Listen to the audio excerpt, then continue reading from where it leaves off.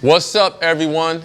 My name is Arthur Robinson Jr. I am the creator and host of PowerfulInterviews.com, and I'm a partner of NationalDiversified.com. I want to welcome each and every one of you to this phenomenal video. In this interview, you're going to experience life-changing information that you will not find anywhere else. I have secured an incredible interview with a great friend of mine, successful businessman. His name is Jesse Cole. Jesse Cole is the founder of his phenomenal brand, which is called Savannah Bananas. Jesse Cole is the best-selling author of his phenomenal book, which is called Find Your Yellow Tux. In this interview, you're going to hear exclusively how Jesse Cole, he breaks down layman's terms about how him and his phenomenal wife build their phenomenal brand, which is called Savannah Bananas. Also in this interview, Jesse Cole, he breaks down layman's terms about the best advice that he ever received is called the power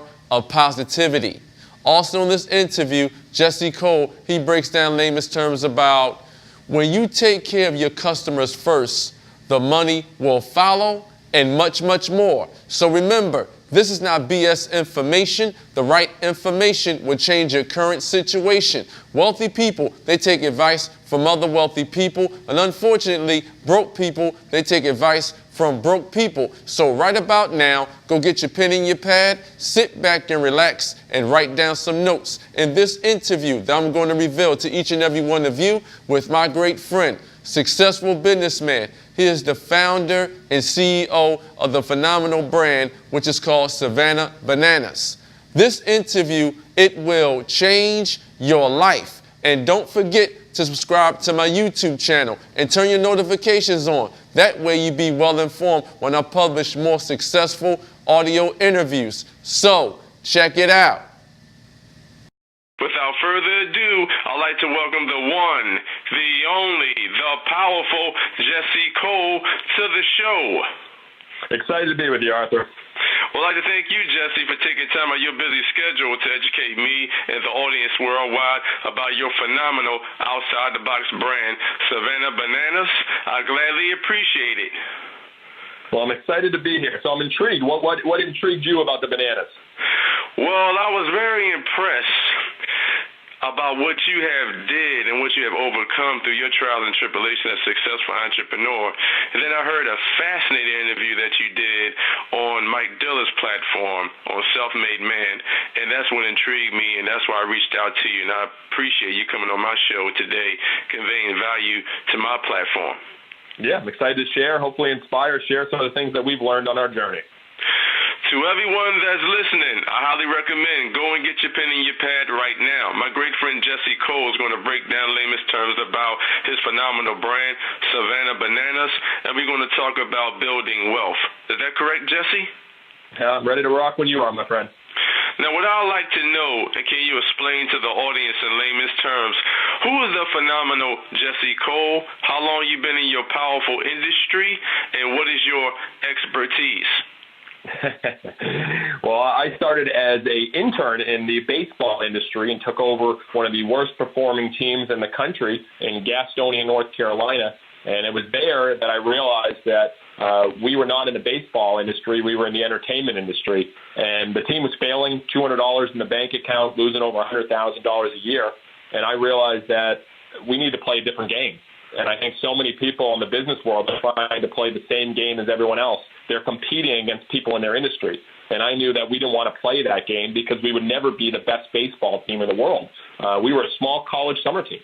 So what I did is that's where I started learning. I didn't have tons of expertise at that point. I just became a sponge. I read every book I could. I listened to every podcast. I watched every documentary. And I started trying things because I believe you need to do and then learn. And so I started trying experiments. I mean, we had grandma beauty pageants at our ball games. We had our players did dances every game. Our players were doing choreographed dances. I mean, we did crazy things, but we realized that our fans started to have fun with it. And that's where we started selling out games and eventually came to Savannah, Georgia. And that's really where the phenomenon took off. We sold out every single game and have a wait list in 1,000 for tickets because it's not just about a baseball game like everyone else. And I think that when you think about what you're in, and whether you're a personal brand, whether you're in wealth, whether you're any type of business, are you like everyone else? because you need to be the only. You don't want to just be a little bit better, a little bit faster, a little bit quicker. Be the only in your industry. And you're speaking to me right now. I'm in my yellow tuxedo. I wear it every single day. And with the Bananas, you know, we have a senior citizen dance team called the Banana Nanas. We have a breakdancing first base coach. We have a pep band. We have things you would never have at a ballpark because we're trying to be the only in the industry. Wow. Now, your brand stands out, and I know you wear a bright yellow suit, and that basically gets attention. So do you think money follows attention as an entrepreneur or a business owner? This will go against a little bit what you say. I've never focused on money. The reality is money takes care of itself. If you focus on your customer first. So I think about the reality is love your customers more than you love your product, or more than you love wealth, or more than you love the desire for success. Love your customers. For us, it's loving our fans. We follow where our customers want to go, not what we love about our product.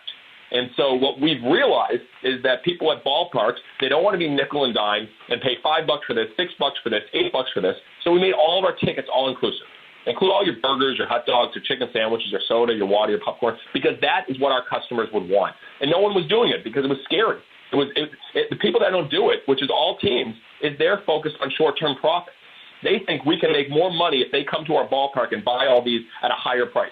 No, we're focused on the long-term values of who we are and what we stand for. And then we made it all about entertainment. So we don't talk about money. We talk about impact. We talk about our fans. And then the money takes care of itself. Wow. You said the money takes care of itself. So once people like you, respect you, and know you, that's when their minds are made up and they want to invest in you because you are your brand? People don't want to be sold. People want to buy. When was the last time you went, I hope someone sells me something today, or I hope I get an ad today. I hope someone's marketing to me today. No, you present who you are, what you stand for, and people want to be a part of it. We are constantly sharing our story and the fact that the reality is my wife and I were sleeping on an airbed 3 years ago, but we believe so much in creating fun in our ballparks and putting on a show that we were able to overcome that. We share, that we are not a baseball team, that we're focused on the fun at the ballpark and getting 4,000 people singing and dancing every day. We talk about that. What happens? People engage with us. We're getting so inundated with ads every single day, and it's going to be more and more with our phones that are just on us. We're going to get hit every day. It's going to be text messages. It's going to be constant. No one wants that. But if you share your story, who you are, then they come a part of that, and that's what we focus on. Wow.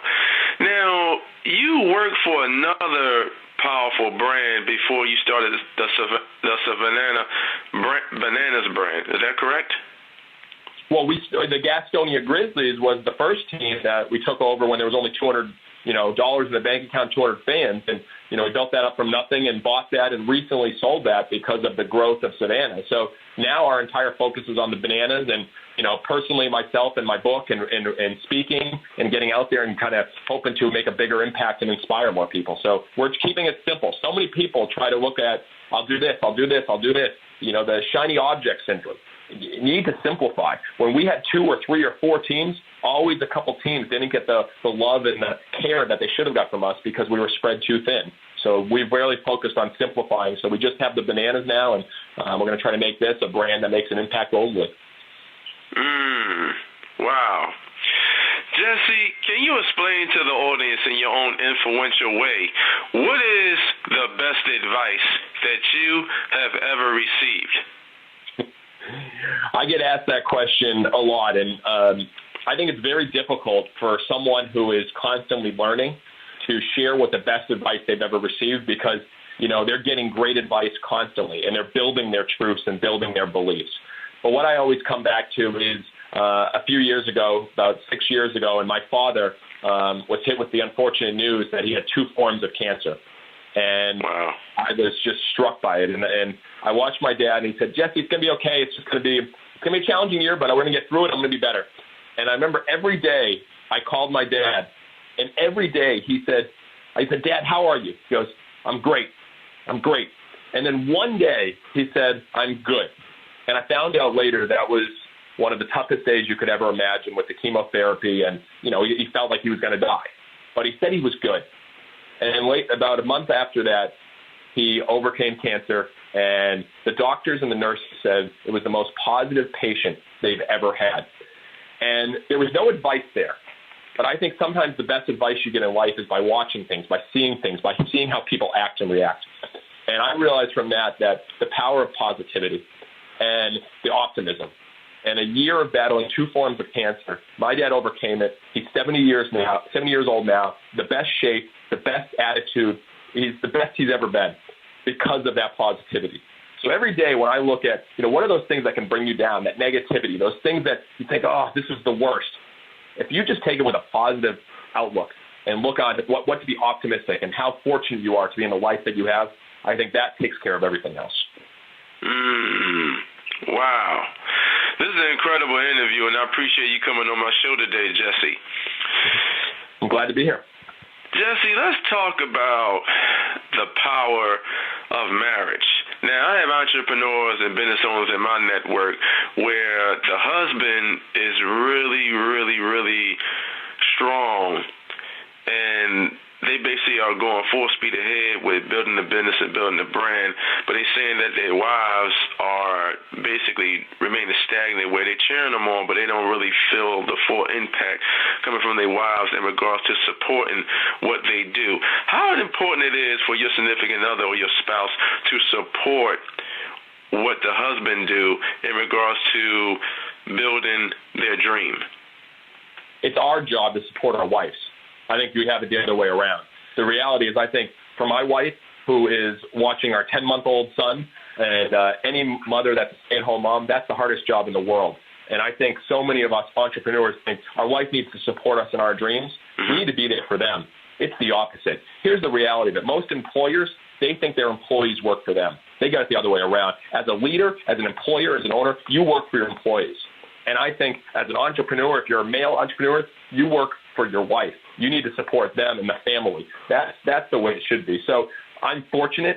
She has been unbelievably supportive of me, but I hope that I can reciprocate that to her. We did this together. She realizes this is my dream to make a huge impact, but I realize that I need to provide that for her because, in my opinion, successful entrepreneurs should not be judged by how much money they make and the success they have. They should be judged by how successful they are with their family. Because if you're successful with your family, that should be the new definition. It's not some new billionaires out there. Be great with your family first.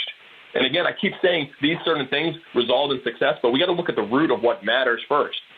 And at the end, it's relationships. It's connection. And when you look back on your life and say, how do you want to be remembered? Is it as a multi-millionaire, or is it someone that was there for others, that really made an impact on people's life, that was a great husband, a great father? And so I'm very clear on that. Do I want to be a showman and, go around the world making an impact? Yes. But I want to be the greatest father and greatest husband I can because I know at the end that will matter most. Wow. So it's good for the husband and the wife to have that support mechanism where they are basically cheering each other on and they want to see each other win. Yeah. I mean, that's a young gentleman come into the office about a year ago. And he said, every day I'm just trying to help people win. And I was like, that's such a simple, amazing mindset. Every day, if you're trying to help others win, you win. And so, at the end of the day, this is a nice exercise my wife and I do. At the end of every day, we go rose, rose, bud. And we share a rose, which is something great that happened during the day. We go back and forth, and then we share a bud, something we're looking forward to. And so I think at the end of every day, you got to celebrate those wins. Celebrate those things that really is why we're living. So often we focus on the bad things that happen, the negatives. Believe me, when we came out with the Savannah Bananas name, we were ridiculed. We were told terrible things. It was hard. But now that I look back, I'm like, you know what? Why did I waste any time worrying about that? Focus on the people that support you. Focus on the people that are behind you. And that's why it's so important for us entrepreneurs that are really successful to not say, I'm going to keep driving and try to realize this huge dream. And then you forget your family. Because that is the biggest definition of failure in my mind, when you forget the people that have been along your side. And when there's so many divorces happen these days and people separating, I get it. I think it's a lot of time because of the husband, because they are so focused on their dream and not focused on being there for the family. Wow. So basically, if you take entrepreneurs and business owners' money away, the real wealth really comes down to you having a tight family. Yeah, and you can look at that family in any way. That family could be your actual biological family, or it could be other really close people in your life, mentors. We all need family. No one wants to cross the finish line alone. We want people there with us. And so when we're really trying to think, what are we trying to build? I think it's a close-knit family that ultimately cares for each other more than anything. Because, I've learned, I think that matters most. Think about your greatest moments. Do you ever think that you're there by yourself? No. You want to share it with someone. You want to be there with someone. So think about those people you want to be there with. And I think that's really what, try to simplify it. I think that's going to be what it comes down to. Jesse, I appreciate you coming on my show today, because the whole premise of my show is to educate entrepreneurs and business on a national, international scale, that they can live the life that they truly desire, but they have to be open to these important principles. So I don't like what I see what's on the news, so I create my own news. I love it. Jesse, let's talk about the power of being an entrepreneur. Now, the word entrepreneur means entreprendre, and it was a Latin word, and it was invented in the 15th century in France. And a gentleman by the name of John Baptist, he invented the word, and over 300 years later, that word still exists, which is entrepreneur. So entre means between, and pendre means to take. So it means to take lower productivity and increase it to higher productivity. Can you explain to the audience, how are you increasing your productivity in your businesses? Simplifying what matters most. So, again, we've shared a little bit of this, but I realize what drives everything that we do is the show, is the entertainment. The name of our company, actually, over the Savannah Bananas, is Fans First Entertainment. Our mission is Fans First, Entertain Always. What we do, everything, is with the title of our company and then 4 words together. So we ask those questions. Is what we're doing, is it fans first? Does it entertain always? We don't focus on being the best baseball team in the world. We focus on putting on the best show, because we know if we do that, our fans will be entertained and they will spread that word to everyone.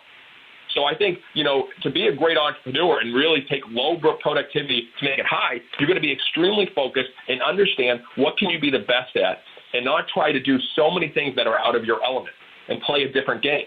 So, I've realized that it's very clear, if we focus more on how people feel, how do we make them feel?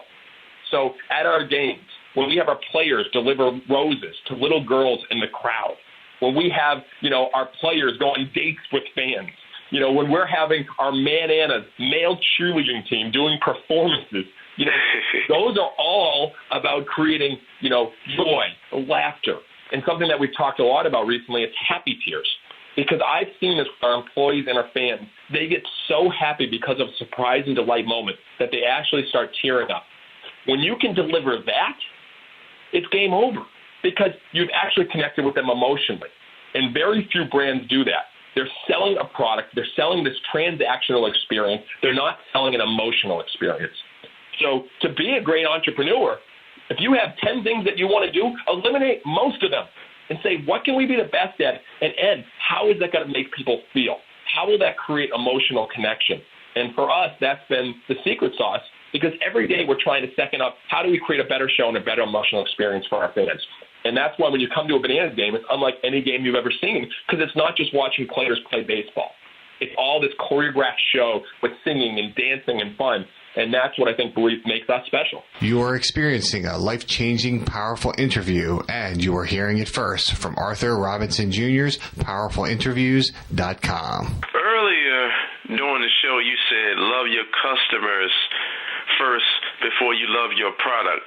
So happy customers are loyal customers. They keep coming back to you, wanting your product or your service. Yeah. You focus on them. How many times do people go out and say, what do you do? And you talk about your customers. No, you talk about the product or the service that you provide. Like I said, our company's name is Fans First Entertainment. We talk about that experience that we're trying to provide. And I think that's, when you follow your customers and you actually are there for them in the journey, and you focus on where they're going and not even where they currently are right now, that's how you have a business that's sustainable. The reality is, you can look, baseball be here forever. Are you kidding me? Baseball's been here 100 years, but attendance is declining dramatically. There's minor leagues, independent leagues, college summer teams failing regularly and losing money because they're playing the same game as everyone else, and they're not following where their customers are going. They're trying to play the same game of baseball. So we are thinking, all right, what would be the best experience for a fan that comes into the ballpark? You tell me, Arthur, how many times do you want to sit through a 3 or 4 hour baseball game? You don't, right? That's right. so that's the reality. So what are we looking at? Are people ever going to want something that much longer? The way we're going in the world, everybody gets things on demand and quicker, more convenient, and faster. So we're focusing on those things that aren't going to change in the next 10 years. People are going to want it quicker. So if we're still playing that same 3 hour baseball game that everyone else is playing, we lose. And that's not necessarily our products. What we're watching is our customers. So to give you a great example, we've sold out every game for the last few years, and there's a wait list in the thousands. There's scalpers outside our games. In every game, in the 6th or 7th inning, a majority of the crowd leaves. Even though we are putting on a show, what does that tell you? They've had enough, which is crazy because we do things that are so ridiculous and fun, but they're leaving. So we're watching what they're doing, and we're saying, all right, if they're leaving early, we got to start creating something that's shorter, more fun, more nonstop entertainment, so that they will say, you know what? I actually wish I had more. Because how many times have you left a movie or a great show in the middle and walked out and said, oh, I had a fun time, but you left in the middle? People leave baseball games every single day. That's true. Very, very few people are doing anything about it. And that's when I say love your customers more than you love your product, similar to Netflix. Netflix knew that streaming was going to be a better experience for all of their customers. And they were shipping out DVDs. It was all the profits for their company. They were delivering all the profits. The streaming was not profitable at that point because they were investing in the networks and everything. But they said, you know what, we're going to split the company and go into Quickster and go into Netflix because the Netflix streaming is going to be where it's going. But the customers weren't ready. But it didn't matter. They actually went all in and almost bankrupted the company, but they were still following the journey of where the customers are going. And now, when you think of a streaming service that dominates the game, that is global, and that is going to keep growing, it is Netflix. And they, versus some of these other platforms that are throwing out ads, are struggling because Netflix does not put out any ads because there's not one fan or customer in the world that wants more ads. And they could make billions of dollars on ads. But they are saying no because they are following where the customer is going. The customers wanted streaming. They want it on demand, and they don't want ads. And that's why they're winning. That is absolutely true. Customers want on demand, and they want instant gratification, and that's what people are basically, adopting the mindsets where they want it fast and they want it quick and they want to be satisfied in the shortest period of time. And I know that Mark Cuban, the owner of the Dallas Mavericks, he actually invests heavily into the Netflix platform, and basically TV is live streaming as well. Yeah. Oh, yeah. The linear TV and the way we had it in the 80s, 90s, and 2000s, that's going to be extinction. It's people want things on demand in their own time. Now, it's very easy for every business to say, you know what, I'm going to do everything digitally. I'm going to do everything on demand. And even which we could do tons of shows and on demand, and we may go into that way in the future. But we also realize that's not what we can be the best in the world at right now.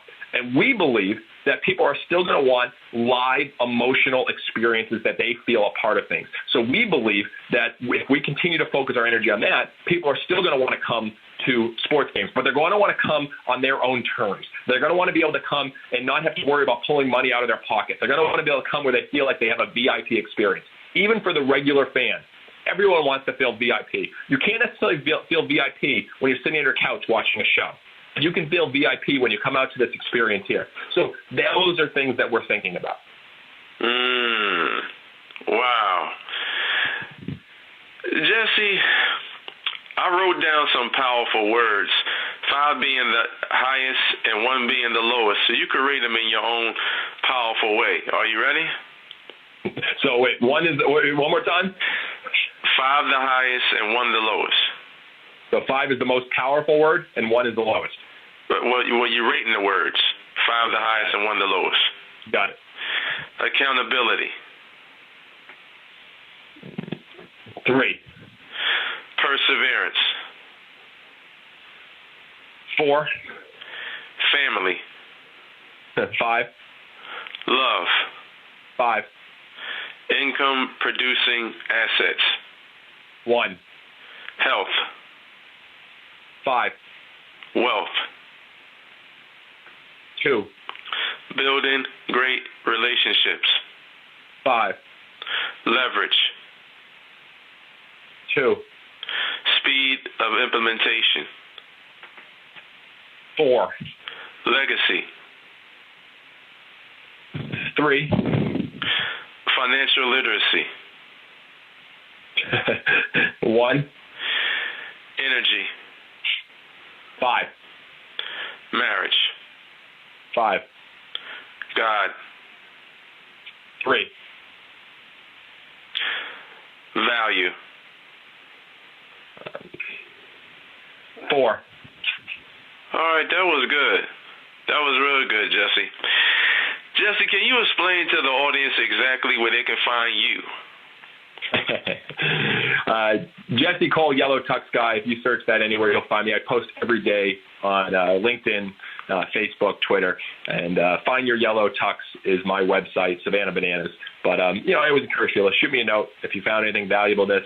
I was very inspired years ago, 25 years old. I wrote an email to Mark Cuban, and within an hour, he replied back. And since that point, I've always made it my goal to reply to everyone. And it's getting much more difficult these days, but I make it my goal because he really made an impact on me. So feel free to reach out, that I can help with.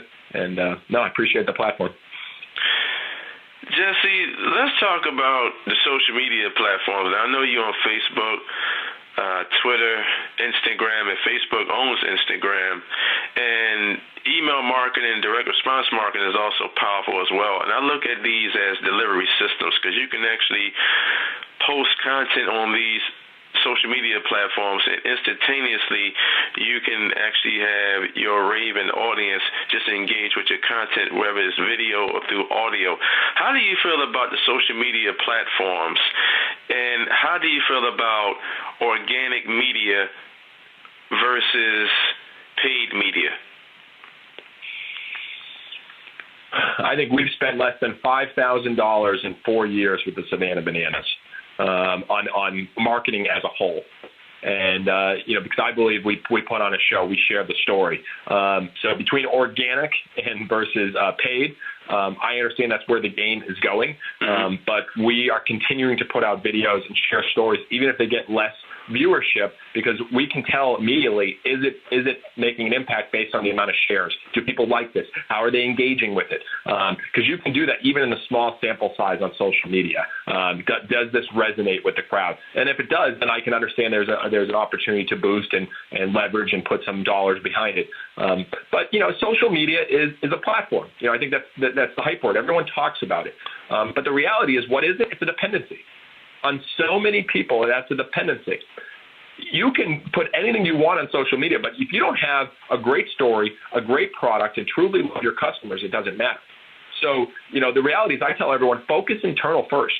Create your story. Create your impact one fan at a time. That fan that comes there, if they do a great time, they're your marketers. We're so focused on we got to do all the marketing. Create a product so good that every one of your fans and your customers does all the marketing for you. So social media is a part of what we do, but it is not everything we do. It is just a way for more of our fans to communicate and team up and engage with us. You said all brands have to create a story. So facts tell, but stories always sell? Stories are everything. I ask anybody, what makes you different? What makes you stand out? What's your story? And to think like a reporter. If you're a reporter, would you want to tell your story? Is your story that interesting? And if it's not, that's okay. What's the next chapter? We all have a chance to have a next chapter, but make it compelling, make it exciting, make it fun, make it special. Think about how it makes people feel. Because I tell you, the stories of just, hey, we're selling this, we're $1 million company, they're a dime a dozen. It's how you make people feel. And we're coming back to this again. So, I resonate and think about, we're not the hero. Our customers, our fans are the hero of the story. That's who we're trying to build this. I got this inspiration from Donald Miller in Story Brand, and I spent some time with him and his team. And, we're the guy. Whatever product you have, whatever business you have, you're the guy to help your customers be the hero in their own story. And so that's what we're thinking about. We love when people come out here and like we're making their summer, or I'll never forget when a gentleman came up to me one of the last games and gave me a big hug and he said, "Thank you." And I go, "Oh, thanks." And he goes, "You have no idea. My mother and I haven't talked for years. But she came out to one of these first games and watched the players dance and watched all the fun and the crazy giveaways. And now my mother and I sit together at every game. Your games brought my family together." And the reality is they're the heroes. We just happen to be the guide and the platform that they could do that. And so that's how we play the game. Wow. Jesse, we covered a lot of ground here, and I really appreciate you sharing your thought processes with my audience. Let's talk about the power of using video. Now, I know a couple of years back, Google bought YouTube for $1.6 billion. So video is hot right now. Can you explain to the audience the power of using video? Should entrepreneurs and business leaders use video to expand their brand? Well, video is the easiest way to really connect with people, other than face-to-face. Obviously, I will 5,000,000% say face-to-face is the best way for relationships to connect. But the next one's video. So, we look to utilize video in everything that we do. And we were one of the first teams, maybe the only team in our level of baseball ever, to hire a full-time videographer. Because what do videos do? They tell stories. We just released a documentary internally about 20 minutes long about the banana story. And it went wild because, again, it's sharing the story and it's having our fans in it and the local people, telling what happened here with the bananas. It was really cool. And so we use video with everything. And then when you use video, then it can turn into audio. It can turn into clips. It can turn into quotes. When you just start with an article, it's hard to turn that into video, turn that into clips. So we usually think start video first. Even the Bananas have released our own podcast, but it's actually a video show first, then turns into a podcast. We start there. And so, we are so into the multimedia video world that I think every entrepreneur should think, how are they utilizing video? Now, if someone says, I am just not good at video, I am terrible at video, then you know what? Don't try to be someone you're not. You can still win on the other platforms. It just may take longer. Wow. Yes, I absolutely agree with you because some people are, listening learners and they are visual learners. So I think that's where video is definitely a powerful impact where people want to, hear your story and then they want to resonate with that story. And then a lot of people are emotional learners as well. Yes, 100%. I mean, everyone learns in a different way. Everyone is better at certain things. We're often trying to be everything to everyone. And, sometimes it's better just to be amazing at one thing, one platform. And then as you go on, you can start moving a little bit. But, I would say invest in those people. You shouldn't be the one doing everything. Once you become very big, successful, personal brand or with your business, that's when you start hiring people to help tell that story better. And that's why we're bringing in videographers and different people to help with the marketing. And but I do advise doing it yourself at first. You have to learn. You can't say, if we want to tell people, oh, this is the way you should market, this is the way you should sell, but you've never marketed, if you've never sold, I think it's one of the biggest jokes in leadership that leaders tell people what they should do, and they've never been in their shoes. To say you should do this on the front line, and they never worked on the front line. So it's a joke. It's a joke. That's true. So the reality is, it's like, when I first started in Gastonia, I did everything. I did the selling. I did the sponsorship. I did the promotions. I worked in the concession stand. I did the trash around the ballpark. I was involved in everything. My wife, the same. She's done everything. So now we at least understand when we're talking to people and say, hey, we were there. This is what we've seen helps us be even more successful. And then there's at least a level of respect. But, I wonder how many of those managers, even at fast food places, actually started working a register, at 16, 18 years old. They haven't been there. How do you say this is how it feels? You don't know how it feels to be 16, 18 years old working a register at a fast food place. That is absolutely true. And I always tell my audience, when it comes to, building your business and understanding the infrastructure, you have to be willing to get your hands dirty first before you start really generating real money as a CEO or COO of a company. get your reps in. You need to get your reps in. I think we all want that instant million. I've been in this industry for 13 years, or going into the 13th year. I started right out of college. Wow. The reality is, I've been getting my reps in and failing and trying things. But, we want this overnight success. And right now the statistic is staggering that millennials are leaving a job every 13 months. So someone under 30 years old is leaving a job every 13 months. You know why? Because they think the grass is always greener. That's true. But I love this quote from Eric Chester. He said, yeah, the grass is always greener, but you still have to mow wherever you go. It can be greener, but there's still work to be done. And so I understand, when you go to a different job you're almost starting over again. What if you play the long game for at least 3, 4, 5 years, or like people that used to work for 10, 20, 30 years? Where would you be then? And I understand you need to follow your purpose and follow what you want to do, but you also got to be realistic and get your work in, get your reps in. And I'll tell you, I believe in internships more than anything, because I wish I could have done that. I played college baseball, and I was always playing baseball. But if I could have gone into high school and college and just gone and worked for free, not got paid a dime, and just learned from these different companies about how they did things, you learn more from real experience than you do from any textbook in the world. So I would say, there should be, every business should have interns. And I think everyone that's a young kid, they should say, how can I go work for people that I look up to or businesses that I want to learn about? And that's how you can really start to figure out, is this the path I want to go? And get your reps in so you can be more successful as you move forward. You are experiencing a life-changing, powerful interview, and you are hearing it first from Arthur Robinson Jr.'s PowerfulInterviews.com. Jesse, you say you learn from experience, and that is absolutely true, because there's no substitute for experience. You have to get out there and do it and learn it if you want to be successful, whatever business endeavor that you are experiencing at that particular time. Yes, 100%. I mean, going back to the doing and learning, we had no idea how to feed every single person at our stadium all you can eat. Imagine this, 4,000 people all you can eat food. It's never been done. We had no idea. And how did we do that first night? We failed miserably. The lines were a disaster. Night 2, the lines were a disaster. Night 3, they got a little bit better. It wasn't till halfway through the season that we started actually making it reasonable. We had to get the experience. And I think that's what scares so many people. It's like, oh, you know what? That would be a much better experience for our customers, but we don't know how to do it. So we're just going to stick doing what we always do. If you're saying that's the way it's always been done, you're in trouble and your business is going down, because that's the way it's always been done is dead. And you need to see, what can we do to reinvent and reimagine and create a better experience for our customers? That needs to be the questions that are asked every single day.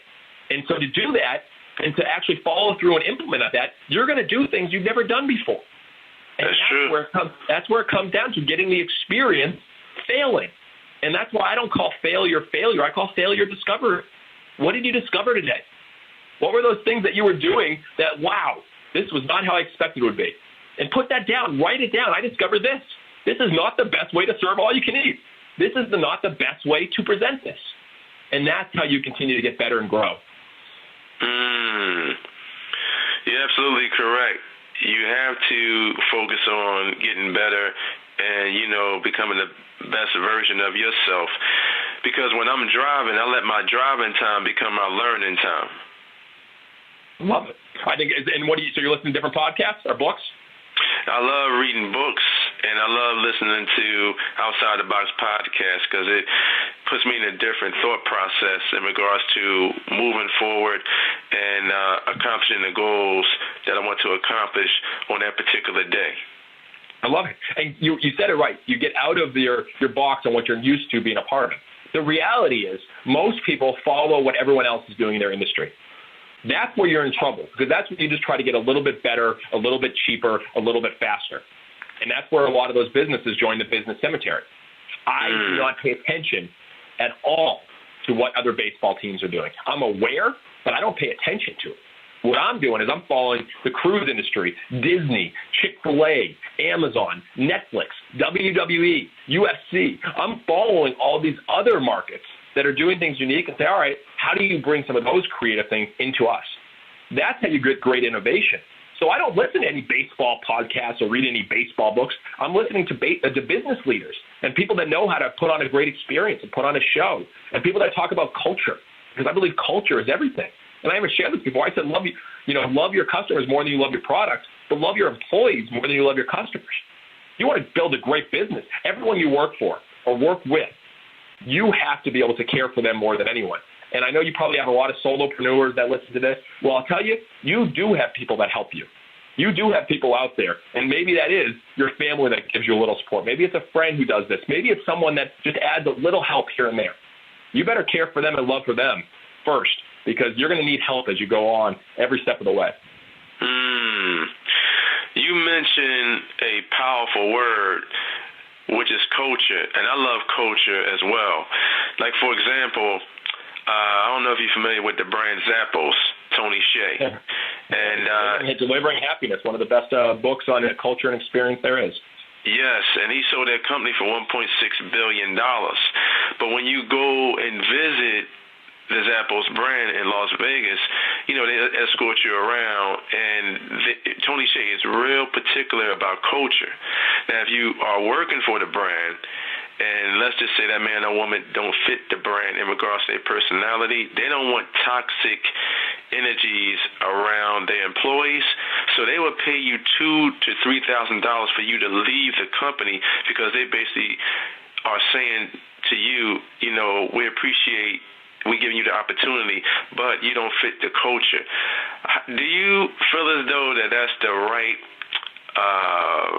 infrastructure to basically having your business in regards to people don't fit your culture? 100%. We just posted an ad to bring on a new employee here, and the title was "Do Not Apply for This Job." And we literally gave all the reasons why you should not work for us. So many people, so many companies focus on, here's what we're looking for, and trying to sell and recruit. No, we talk about the people that should not work for our company. We've interviewed on video everyone on our staff and asked, why should you not work for Fans First? And you'll hear answers like, if you can't deal with change, you won't be well, because we're constantly changing, we're constantly evolving. If you don't like a fast-paced environment, if you can't deal being on video, and all these things, we're so clear on the people that we don't want as opposed to the exact people we want, because we want to push people away and get those few small people that work out well. And here's the big reality we learned. We had zero turnover our first 3 years. Zero. Unheard of for millennials. Then we just had 4 people leave in 2 months. And here's what we found. All 4 of those came from the outside. They didn't start as interns with us. Everyone that is on our full-time staff now started as an intern with us. They spent 3 months with us, getting to know our culture, learning what we were about, becoming a part of us, so they understand what we stand for and who we are, and we understood that of them. But the people from the outside didn't understand that our culture is a family. It's intense. It's not like, hey, you just come get your work done. Like, we genuinely care. And for some people, with the lack of structure, people take time off whenever they want. We have dogs in the office. My baby's in the office. We do. It's not a typical culture, but that's who we are. And it starts from the founders. It starts from the leaders. What's the culture they want? And how can you give your people permission to be their whole self at work and to have fun? Because so many times the employees come there and they have to feel like they got to be professional or they got to be a certain way. Right. If they're not being their whole self, or if they're not having fun, then they're not going to be the most successful, productive employees. But most importantly, they won't bring joy, passion, and happiness to their office and their life. And that's most important. So you need to think not just, yes, will it make your company more successful, but think what's best for them. And you should have employees that just can't wait till Friday. If you have a team that just can't wait till Friday, you're in trouble. So I think we're very strategic in the beginning to say, hey, you probably won't fit in well with this company for these reasons. And we focus so hard on bringing interns that we can really get to know and they can get to know us. And that's how we really try to grow from now on. Wow. That's a powerful statement that you just revealed to me and the audience. You have to be authentic. And I always tell people, if you are building your own brand, or let's say you're working for a successful entrepreneur and you have a specific position, it's always good to bring ideas to that CEO or COO at that company, because ideas is a real capital or real wealth. And I think you should always have a sales meeting every day to encourage your sales team or marketing team that we are going to take this brand to the next level. And as long as we are a solidified team, and you need the right team to help you build your dream, and team stands for together, everyone achieves miracles. No, I love it. I love that philosophy. And I think, the question is it authentic from the leadership, or are they having these meetings really to build everyone together just so they can make more money? The question I would ask is, does every entrepreneur that have that, do they really care about the people as people and not just as employees? And I think we go into every day caring for our group, our team, and, what's going on with their life. I vividly remember Patrick, who started as an intern with us. Now he's our director of group of sales. And after that first season, his father passed away. And I was in Charlotte and North Carolina with our other team at that point, and there was a hurricane coming to Savannah, but they had the wake scheduled. And I remember driving the 5-hour ride coming back down to go to the wake, and I was the only one on the highway. Everyone else was backed up getting out of Savannah because of the hurricane. And as I arrived there for the wake, our whole team was there, our staff was there, and I remember giving Patrick a big hug, and he said, "I love you." And, it was really interesting because I've only known him for about a year at that point, and that's what matters most. I cared more about him than everything else at that point. And it's built a relationship of love, trust, and I don't question. He's probably this quarter, he may have taken off 4 weeks. I know he's gone on vacations, trips, some medical things. I've never questioned that. I love him. He loves me. He loves what we're about. We have this trust for each other. And again, that's because we care more about him as a person than we do as an employee. And that's where every entrepreneur should start. That is absolutely true. You have to care about your customers, and you have to be willing to serve others, because it comes down to who do you serve, what do you serve, and how do you serve them. And if you serve them in a different, fulfilling, loving way, people can feel that energy, and basically love is simply energy. High energy can only connect to high energy, but high energy cannot connect to a low energy source. Yeah, it's how you show up every day. My trigger is when I walk through a door, I tell myself, bring the energy. And I've got inspired by Brendan Bouchard, who I think says, bring the joy when he comes through a door. It's his trigger. Mine's bring the energy. Every entrepreneur should inject energy into their team. And you should make sure that them, I heard this from another Inc. magazine entrepreneur was talking, he goes, we should all take inventory of our energy. How is our energy every day in the office? Take inventory of it. And I did this months ago. I created my energy list. What things give me energy? And I think, you need to help give your team energy by being energetic yourself. So if you're doing things every day that don't give you energy, you will be bringing down your team. And so I think that is the real goal of every entrepreneur, is to come in through every door that you go and interact with people. Are you bringing energy, or are they thinking, oh, shoot, what is he going to bring up now? Or, what is he going to put on us? What is he going to catch us doing that wasn't good? Because a lot of times leaders just walk in the door and say, I need you to do this. You didn't do this. This was wrong. What if you walk in with the focus on them and say, I'm going to bring energy and build them up today, even if there was no other goal other than that? Jesse, you are a outside-the-box entrepreneur, and when you speak, people listen. And you are not a bullshit entrepreneur. You are in the trenches, and you are basically putting smiles on your audience's faces when they come into the stadium and seeing a hell of a show that you and your team put on. And I'm very, very thankful that God has gotten into you and put you on your path and your quest to what you're doing today with your phenomenal brand, Savannah Bananas. Jesse, let's talk about delegation. Now, I know the minimum wage of a millionaire is around $524 an hour. So I always tell my audience, what can you delegate for $524 an hour? Or you can go way beyond that. What can you delegate that's within your current budget? How important it is for entrepreneurs and business owners to delegate tasks out that they're not currently good at, so they can just focus on increasing their revenues in their businesses. You can either have control or you can have growth.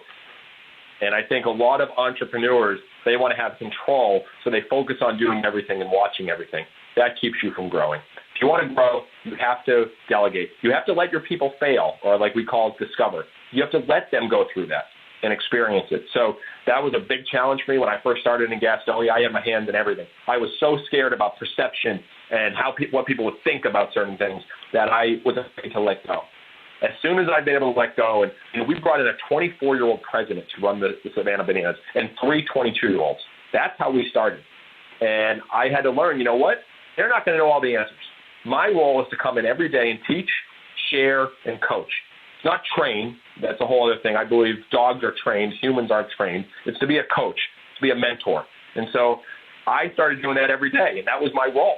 And then let them take on other things where I do what I'm best. And, what I've realized is putting on the show, being a microphone for the brand, and just being a leader for our people. That's it.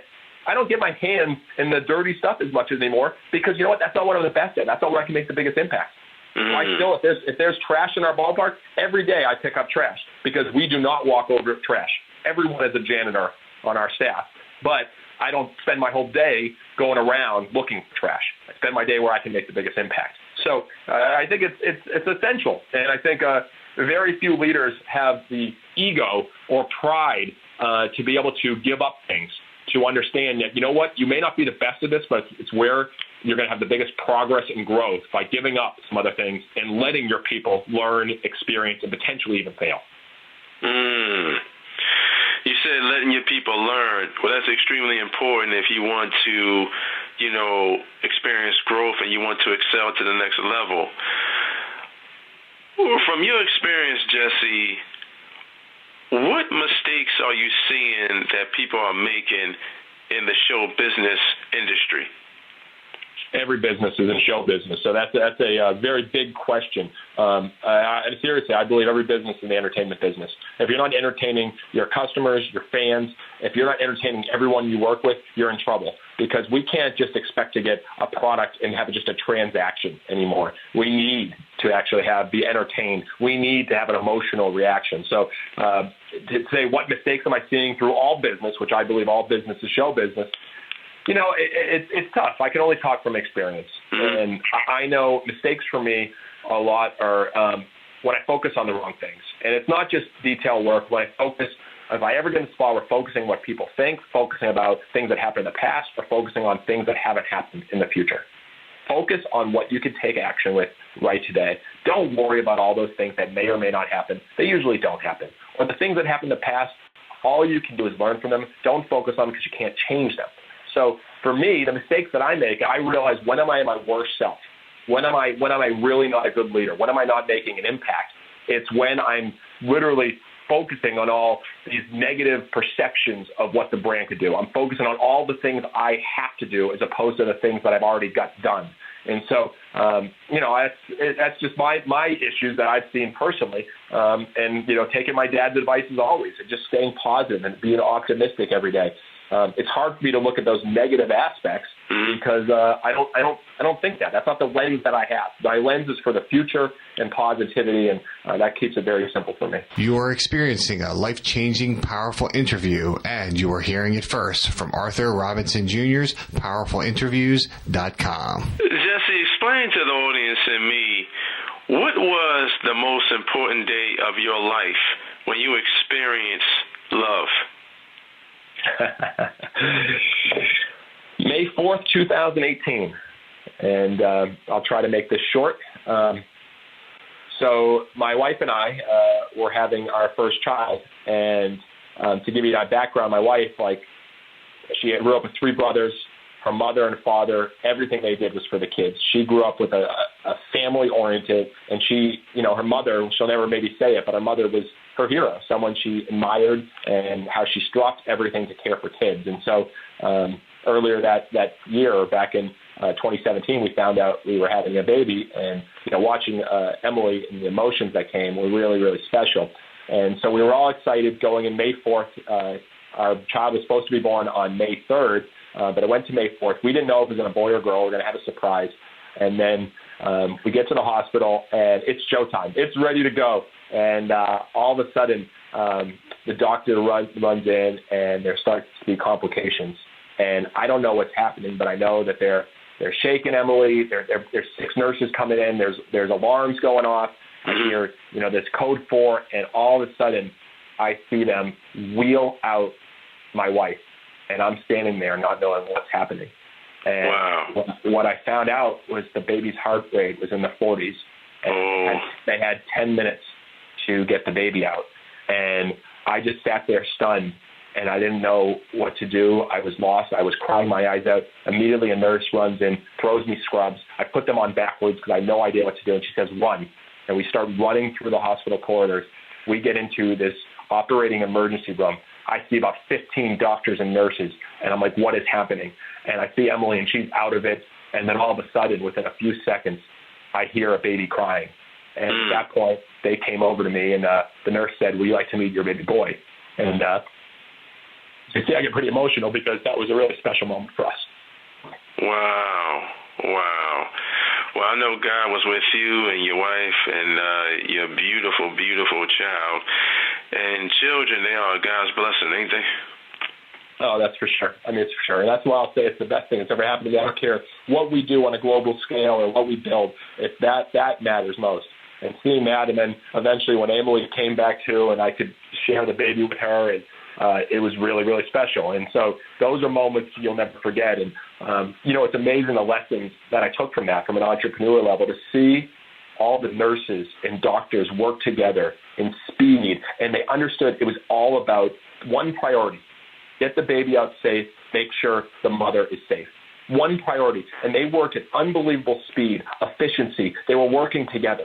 What if every business worked like that? If they treated taking care of their customers with that priority? And, I walked back and reflected. I go, I don't think there's very few businesses in the world that could do that. And my respect for nurses and doctors went to a whole nother level because, that was a serious scare. And I know they happen every day across the world. And so I took a lot of lessons from that. And it was definitely one of the happiest days of my life. Well, I love serving and helping people, especially I love working with, the elderly. I actually used to do that work. I was a certified nursing assistant. And I love serving the elderly because, you come into this world as a baby. And if you're fortunate enough, you're going to leave as a baby. And, I was definitely into that space with just taking vital signs and AccuChecks and washing up the residents and things of that nature, and just making sure that I was being very, very receptive towards their needs. So when it comes to that field in nursing, you definitely have to be patient when you're dealing with the residents. That's for sure. I share with our team always, be patient in what you want for yourself, but be impatient in how much you give to others. Wow. Jesse, I love reading, and for some people, unfortunately, reading is a lost art today. Can you explain to the audience, what books does Jesse like to read, and what books do you recommend for the audience to read? I started when in Gastonia. When I first started out, I read every book on marketing and creating attention, and the show, and P.T. Barnum and Walt Disney. I read all those books. Now, as I've grown, I've read numerous books on the customer experience and culture. So I go through waves of what I'm trying to really become the best at and learn. There's been some books that have really stood out for me. Everybody Matters by Bob Chapman, about building a truly human leadership, truly human company. Peak by Chip Conley, who I've had a guest on my podcast recently, in his book. Basically about how do you create the amazing experiences for your employees first. John Gordon has been a huge influencer for me, and reading his book, The Carpenter, which I think is the best representation of what matters most in business, and that's love, serve, and care. And then finally, one that just came out recently that's made a huge impact is Mark Schaefer,